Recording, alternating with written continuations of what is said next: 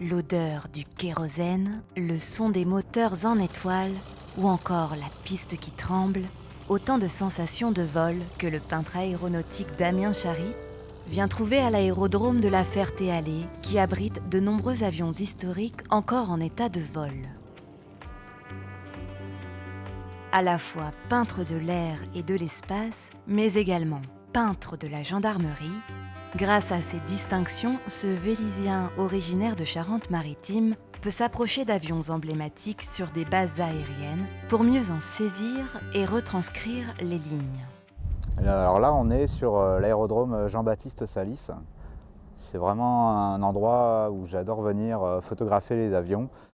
Sur les 210 dessins à son actif, il a pu peindre une dizaine d'avions basés dans cet aérodrome Jean-Baptiste Salis, dont des colosses américains comme le B-17 ou le Corsair. Le Corsair, c'est un avion emblématique de la série Les Têtes Brûlées, Papy Boynton. Et donc là, on peut voir l'emplanture de l'aile, assez caractéristique de cet avion. Tu vois les marquages ? Pendant la guerre, les pilotes aimaient bien dessiner leurs femmes sur leur avion. Et là, c'est intéressant, beaucoup de marquages, beaucoup de logos, une pin-up, et voilà, 4 moteurs. Et pour rendre ces illustrations les plus réalistes possibles, il recherche le plus de détails existants sur l'histoire et les différentes versions de chaque avion. Et chaque détail de la mécanique compte.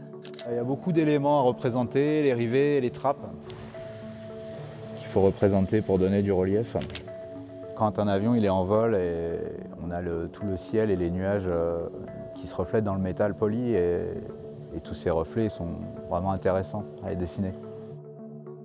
Mais le privilège de l'illustrateur est aussi de pouvoir modifier ou améliorer la réalité.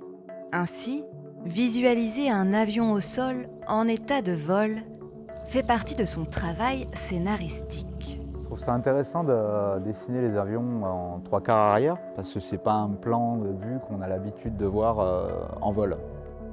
J'ai choisi d'illustrer le T-28 parce qu'il a des couleurs vraiment magnifiques et un métal poli qui est très intéressant à illustrer.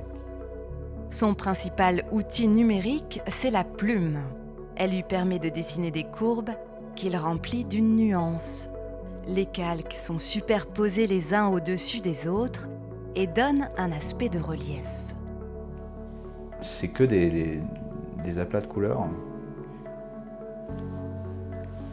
Tu vois, si je veux rajouter un reflet, là, ici, on va dire.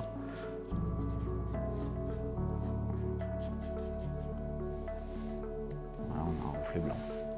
Contrairement à beaucoup d'illustrateurs aéronautiques, moi je travaille en numérique 100%, donc le style est vraiment inspiré des affiches anciennes des années 30, parce que j'aime bien le dynamisme et la couleur qu'elles mettent en avant.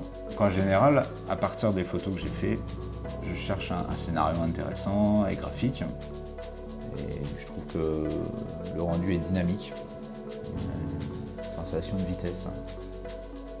Cette passion pour ces machines volantes, il la partage avec son public, mais également avec la communauté aéronautique qui continue de faire rayonner ce patrimoine d'exception.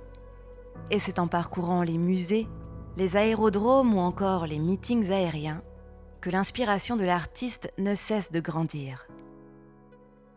Son terrain de jeu est vaste et Damien reste à l'affût.